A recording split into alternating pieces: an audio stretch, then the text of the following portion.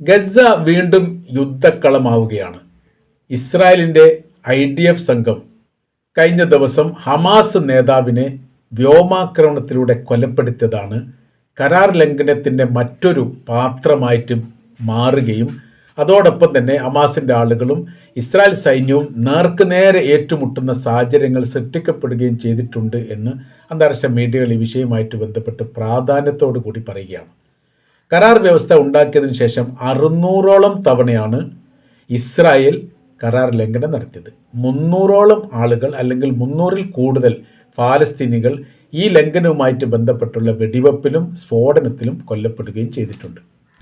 ഇപ്പോൾ കഴിഞ്ഞ ദിവസം ഹമാസ് നേതാവിനെ കൊലപ്പെടുത്തി എന്ന് പറയുന്നത് അപ്രതീക്ഷിതമായ രീതിയിൽ വ്യോമാക്രമണം നടത്തിക്കൊണ്ട് അദ്ദേഹം സഞ്ചരിച്ചിരിക്കുന്ന കാറിൻ്റെ മേലെ ബോംബ് ഇടുകയായിരുന്നു എന്നുള്ളതാണ്. റഅദ് സഅദാണ് കൊല്ലപ്പെട്ടത്. കൂടെ 4 കമാൻഡർമാരോ അല്ലെങ്കിൽ കൂടെ ഉള്ളവരോ കൊല്ലപ്പെട്ടു എന്ന റിപ്പോർട്ടും പുറത്തു വന്നു. ഇസ്രായേലിൻ്റെ പ്രധാനമന്ത്രി ബെഞ്ചമിൻ നെതന്യാഹു ഈ സംഭവം ഔദ്യോഗികപരമായിട്ട് സ്ഥിരീകരിക്കുകയും ഇവരെ കൊലപ്പെടുത്തിയത് IDF സംഘമാണ്, തങ്ങളുടെ സൈനികരുടെ ആക്രമണത്തിനുള്ള പ്രത്യാക്രമണമായിട്ടാണ് തങ്ങൾ ഈ ചെയ്തത് എന്ന് അദ്ദേഹം പറയുകയും ചെയ്തു. സ്ഫോടക വസ്തുക്കൾ പൊട്ടിത്തെറിച്ച് 2 സൈനികർക്ക് പരിക്കേറ്റതിൻ്റെ പ്രതികാരമായിട്ടാണ് തങ്ങൾ നടത്തിയത് എന്നുള്ളതാണ്. സ്ഫോടക വസ്തു പൊട്ടിത്തെറിക്കുക എന്ന് പറയുന്നത് കരാറിനോടനുബന്ധിച്ച് ചില രാജ്യങ്ങളിലെ പ്രതിനിധികൾ പ്രത്യേകമായ രീതിയിൽ ഇസ്രായേലി സൈനികർക്ക് തന്നെ ഒരു മുന്നറിയിപ്പ് നൽകിയിരുന്നു. ഗസയുടെ വ്യത്യസ്തമായിരിക്കുന്ന മേഖലയെല്ലാം മൈനുകൾ പോലെയുള്ള സ്ഫോടക വസ്തുക്കളുണ്ട്, അത് പൊട്ടിത്തെറിക്കാൻ സാധ്യതയുണ്ട്, അതുകൊണ്ട് ശ്രദ്ധയോടുകൂടി വേണം. എന്നാൽ അതൊക്കെ കണ്ടുപിടിക്കാനുള്ള സംവിധാനമുണ്ട് എന്നാണ് IDF സംഘം അന്ന് മറുപടി പറഞ്ഞത്. ഈ മേഖലയിൽ നിന്ന്, അതായത് ഇസ്രായേൽ സൈന്യത്തെ സംബന്ധിച്ചിടത്തോളം അവർ ഒരു യെല്ലോ ലൈൻ വരിച്ച രേഖയ്ക്ക് ഇപ്പുറമാണ് നിലനിൽക്കുന്നത്. ആ മേഖല ഏറെക്കുറെ സുരക്ഷിതമായിരിക്കുന്ന മേഖലയാണ്. പക്ഷേ സൈനികരെ സംബന്ധിച്ചിടത്തോളം അവർ രാത്രി കാലങ്ങളിൽ അവർ എന്ത് ചെയ്യുന്നു, പുറത്തിറങ്ങിയിട്ട് വലിയ നിരീക്ഷണങ്ങളും പരിശോധനകളും പരീക്ഷണങ്ങളും നടത്തുന്നു. പല ബങ്കറുകളിലേക്കും രാത്രിയിൽ പരിശോധന നടത്താൻ വേണ്ടിയിട്ട് ഇസ്രായേൽ സൈന്യം സംഘം ചേർന്നുകൊണ്ട് വരുന്നുണ്ട് എന്ന് ഇതിന് മുൻപ് തന്നെ ഫലസ്തീൻ അതോറിറ്റിയും ഗസയിലെ ഹമാസും ഈ മധ്യസ്ഥത വഹിച്ചിരിക്കുന്ന ഈജിപ്തിനോടും ഖത്തറിനോടും പറഞ്ഞിട്ടുണ്ട്. കാര്യം എന്ന് പറഞ്ഞാൽ അവരുടെ ഏരിയ കേന്ദ്രീകരിച്ചുകൊണ്ട് അവരവിടെ ഇരിക്കുകയോ നിരീക്ഷണം നടത്തുകയോ ചെയ്യുന്നതിൻ്റെ അപ്പുറമായ രീതിയിൽ ഞങ്ങളുടെ ഭൂപ്രദേശത്ത് കടന്നു കയറിയിട്ട് പരിശോധന നടത്തുന്ന ഒരു പ്രവൃത്തി അവർ സൈനിക സംവിധാനത്തോടു കൂടി ചെയ്യുന്നു. എന്നാൽ അത് അവർ സ്വീകരിക്കാറില്ല, അവർ അംഗീകരിക്കാറില്ല. ഇങ്ങനെ സംഭവം നടക്കുന്നുണ്ട് എന്ന് പറഞ്ഞാൽ പോലും മധ്യസ്ഥർ പോലും അതിൽ ഇടപെടാൻ പറ്റാത്ത അല്ലെങ്കിൽ ഇടപെടാത്തൊരു സ്ഥിതി വിശേഷമാണ് ഉണ്ടാകുന്നത്. അങ്ങനെയാണ് 2 സൈനിക കമാൻഡർമാർക്ക് ഈ പരിക്കേറ്റിരിക്കുന്ന വിവരങ്ങൾ പുറത്തു വന്നത്. എന്നാൽ ഇതിനു മുൻപ് സൈനികർ കൊല്ലപ്പെട്ടിട്ടുണ്ട്, അത് ഹമാസിൻ്റെ വെടിവെപ്പിലൂടെ മറ്റോ ആണ് എന്നുള്ള കാര്യങ്ങളും ഇസ്രായേൽ ഇടയ്ക്കിടയ്ക്ക് അത് പറയാറുണ്ട് എന്ന് ചുരുക്കം. ഈ മേഖല കേന്ദ്രീകരിച്ചുകൊണ്ട്, ഗസയുടെ വ്യത്യസ്ത മേഖല കേന്ദ്രീകരിച്ചുകൊണ്ട് ഏറ്റുമുട്ടലുകൾ പ്രാദേശിക തലത്തിൽ എന്ന പോലെ ഉണ്ടാവാറുണ്ട്, പരിക്കേൽക്കാറുണ്ട്, മരണപ്പെടാറുണ്ട്. അത് പക്ഷേ ഇസ്രായേൽ പുറത്ത് വിടാറില്ല എന്ന് ചുരുക്കം. അപ്പോൾ കരാർ ലംഘനം ചെയ്യുന്ന സമയത്ത് തിരിച്ച് ആക്രമിക്കാതെ മൗനം പാലിക്കുന്ന പ്രവർത്തികൾ ഹമാസ് ചെയ്യാറില്ല. അതുകൊണ്ട് ഏറ്റുമുട്ടലുകൾ പല മേഖലയിൽ നടന്നിട്ടുണ്ട് എന്നുള്ള റിപ്പോർട്ടുകൾ ഇതിനു മുൻപ് തന്നെ പുറത്തു വന്നതാണ്. വെടിനിർത്തൽ ലംഘനം കനത്ത പ്രതിഷേധമാണ് നടത്തിയിരിക്കുന്നത് എന്ന് അറബ് രാജ്യങ്ങൾ, മുസ്ലിം രാജ്യങ്ങൾ, യൂറോപ്യൻ രാജ്യങ്ങൾ എല്ലാം ഈ വിഷയവുമായിട്ട് ബന്ധപ്പെട്ട് ആരോപിച്ചു. ഇസ്രായേൽ ചെയ്തിരിക്കുന്ന ഈ കരാർ ലംഘനത്തിനെതിരെ നടപടിയെടുക്കണമെന്ന് തുർക്കി ആവശ്യപ്പെട്ടു. അതോടൊപ്പം തന്നെ അമേരിക്കയുടെ പ്രതിപക്ഷ സംഘങ്ങളും ഇതിന് തത്തുല്യമായ രീതിയിലുള്ള അഭിപ്രായങ്ങൾ രേഖപ്പെടുത്തി. ഇസ്രായേലിലുള്ള ഈ റബ്ബി വിഭാഗം ഇതിനെ പ്രതിഷേധിച്ചതായിരിക്കുന്ന റിപ്പോർട്ടും പുറത്തു വന്നു. നമ്മൾ കരാർ ലംഘിക്കുന്നവരാണെന്ന് സ്ഥിരം പല്ലവി കേൾക്കാനുള്ള ഇടയാക്കുന്ന ഒരു സാഹചര്യങ്ങൾ ഗസക്കകത്ത് സൃഷ്ടിക്കരുത് എന്നാണ് ഇസ്രായേൽ ഗവൺമെൻറ്റിനോട് ഇവർ പറഞ്ഞിരിക്കുന്നത്. എല്ലാ കാലത്തും ഇസ്രായേലിനെ സംബന്ധിച്ച് അവർ കേട്ടുകൊണ്ടിരിക്കുന്ന ഒരു വിഷയം എന്ന് പറഞ്ഞാൽ അവർ കരാർ ലംഘിക്കുന്നവരാണ്.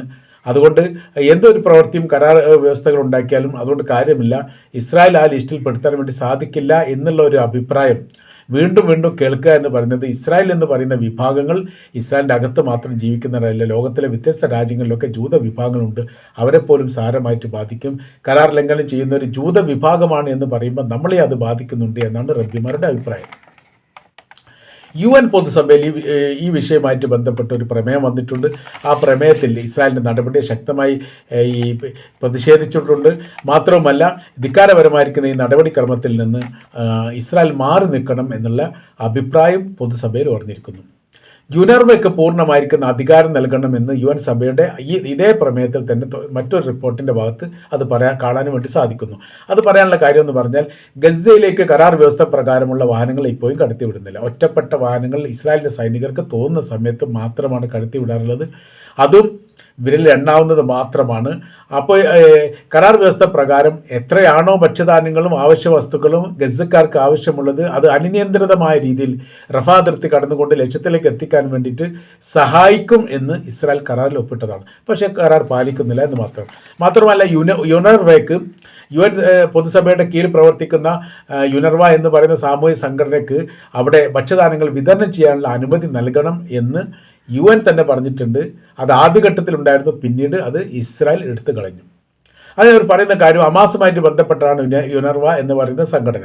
അതിന് UN സഭ പറയുന്ന കാര്യം, UN പറയുന്ന കാര്യം ഈ വിഷയവുമായിട്ട് ബന്ധപ്പെട്ട് ഇസ്രായേലിൽ നിന്ന് പരാതി ലഭിച്ചതിൻ്റെ അടിസ്ഥാനത്തിൽ വലിയ രീതിയിലുള്ള സമഗ്രമായ അന്വേഷണം തങ്ങൾ നടത്തിയെന്നും നടത്തിയതിൻ്റെ അടിസ്ഥാനത്തിൽ യുനെർവയുമായിട്ട് ബന്ധപ്പെട്ട് ഹമാസ് ഏതെങ്കിലും തരത്തിലുള്ള ഇടപെടലുകളോ ബന്ധങ്ങളോ ഉണ്ടാക്കുന്നില്ല എന്ന് മനസ്സിലായതിൻ്റെ അടിസ്ഥാനത്തിൽ അവർ തങ്ങൾ നിരപരാധിയായിട്ടാണ് തീരുമാനിച്ചത്, പ്രഖ്യാപിച്ചത്. അതിലിടപെടേണ്ട കാര്യം ഇസ്രായേലിനില്ല. അതുകൊണ്ട് യുനെർവയ്ക്ക് പൂർണ്ണമായിരിക്കുന്ന അധികാരം ഗസ മേഖലയിൽ ഭക്ഷ്യധാന്യങ്ങളും മരുന്നുകളൊക്കെ വിതരണം ചെയ്യാൻ വേണ്ടിയിട്ടും അവർക്ക് പ്രാഥമികമായിരിക്കുന്ന സഹായകാര്യങ്ങൾ ചെയ്യാൻ വേണ്ടിയിട്ടും ഉണ്ടാക്കണം എന്നുകൂടി UN സഭയിൽ ഈ വിഷയവുമായിട്ട് ബന്ധപ്പെട്ട് പറഞ്ഞിരിക്കുകയാണ്. ഇപ്പോഴത്തെ നിലവിലെ സാഹചര്യം എന്ന് പറഞ്ഞാൽ ഗസയിൽ വീണ്ടും ഒരു യുദ്ധകാഹളം മുഴങ്ങുന്നു എന്നുള്ളതാണ്. യുദ്ധത്തിലേക്കാണ് ഗസ നീങ്ങിക്കൊണ്ടിരിക്കുന്നത്. കാര്യം ആയുധങ്ങൾ സംഭരിക്കുകയും ശേഖരിക്കുകയും ചെയ്യുന്ന കാര്യത്തിൽ ഇപ്പോൾ ഒന്നുകൂടി ഹമാസിൻ്റെ ആളുകൾ മുന്നോട്ട് വന്നിരിക്കുന്നു. അവർ പറയുന്ന കാര്യം തങ്ങളുടെ സുരക്ഷിതവുമായിട്ട് ബന്ധപ്പെട്ട് തീർച്ചയായിട്ടും ഇത് തങ്ങൾക്ക് അനിവാര്യമാണ് എന്ന തരത്തിലാണ്. അപ്പോൾ അവരുടെ ഭാഗത്തേക്ക് ആയുധങ്ങൾ എത്തുന്നത് എങ്ങനെയെന്നുള്ള നിരീക്ഷണത്തിൻ്റെ അടിസ്ഥാനത്തിലാണ് ആയുധങ്ങൾ വഹിച്ചു കൊണ്ടുപോരുന്ന വാഹനം എന്ന് മനസ്സിലാക്കിയിട്ട് ഈ പറയപ്പെട്ട റേദ് സയ്യിദിനെ കൊലപ്പെടുത്തിയത് എന്നുള്ളതാണ് ചില ഭാഗങ്ങളിൽ കാണാൻ വേണ്ടി സാധിക്കുന്നത്. എന്നാൽ അങ്ങനെയല്ല സംഭവം എന്ന് പറയുന്നത് റേദ് സയ്യിദും അയാളുടെ കൂടെ ഉണ്ടായിരുന്ന സൈനികരും ഒരു പ്രദേശത്ത് നിന്ന് ഒരു പ്രദേശം തെക്ക് ഗസയിൽ നിന്ന് വടക്കൻ ഗസയിലേക്കോ മറ്റോ പോകുന്ന വിവരം ഇസ്രായേലിന് ചോർത്തി കൊടുത്തു.